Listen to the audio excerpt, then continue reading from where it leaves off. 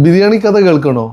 ഈ വലിയ പെരുന്നാളിന് ഒരു പറ്റ് നമ്മളൊരു സുഹൃത്തുണ്ട്, പ്രവാസി സുഹൃത്തുണ്ട്. അദ്ദേഹം നാട്ടിൽ സെറ്റിലായപ്പോൾ കാറ്ററിംഗ് സർവീസ് തുടങ്ങിയതാണ്. ഞാൻ മുമ്പ് 2 പ്രാവശ്യം അദ്ദേഹത്തിന് ഓർഡർ കൊടുത്തിരുന്നു. പ്രവാസി സുഹൃത്തിന് ഈ വലിയ പെരുന്നാളിനും ബിരിയാണിക്ക് ഓർഡർ കൊടുത്തു.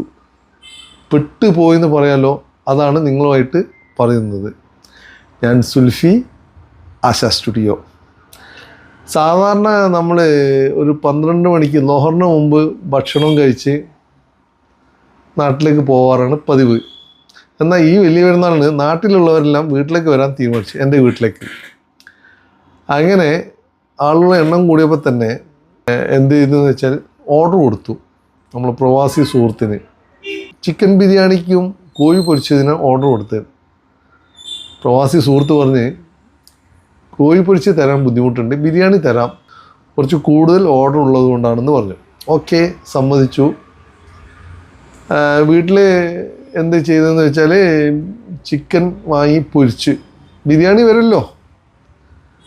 10 മണിയായപ്പോൾ ഓർഡർ കൊടുത്ത പ്രവാസി സുഹൃത്തിനെ വിളിച്ചു. പറഞ്ഞ വാക്കാ 2 മിനിറ്റ് കൊണ്ട് വീട്ടിലെത്തിയെന്ന്.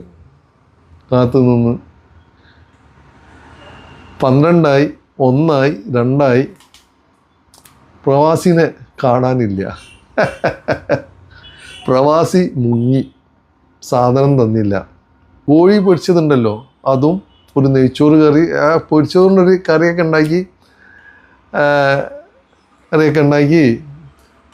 12 മണിക്ക് കഴിക്കുന്ന, ലോറിൻ്റെ മുമ്പ് കഴിക്കുന്ന നമ്മൾ അസറിന് കഴിക്കാൻ പാകത്തിൽ വീട്ടിൽ നിന്ന് ഉണ്ടാക്കി തന്നു. ഓരോ കഷ്ടകാലം വരുന്ന വഴിയേ. ഞാനിതിപ്പോൾ ഇവിടെ ഇങ്ങനെ പറയാൻ കാരണം എന്താണെന്ന് അറിയാൽ, എൻ്റെ മുമ്പിലൂടെ 2 ദിവസമായി ബുള്ളറ്റിൽ പ്രവാസി സുഹൃത്ത് പോകുന്നു, അങ്ങോട്ടും ഇങ്ങോട്ടും പര നടക്കുന്നു. ഒരു വാക്ക് വന്നിട്ട് പറയാം സോറി, അബദ്ധം പറ്റിപ്പോയി എന്ന്. മറന്നു പോയതുമല്ല, ഓർഡർ ഒരുപാട് എടുത്ത് സാധനം സപ്ലൈ ചെയ്യണ്ടേ. ഇതാണ് ചില ആളുകളുടെ നിലവാരം. പെട്ട് ഇങ്ങനെ നിങ്ങളാരെങ്കിലും പെട്ടിട്ടുണ്ടോ? ഒന്ന് അറിയിക്കണേ.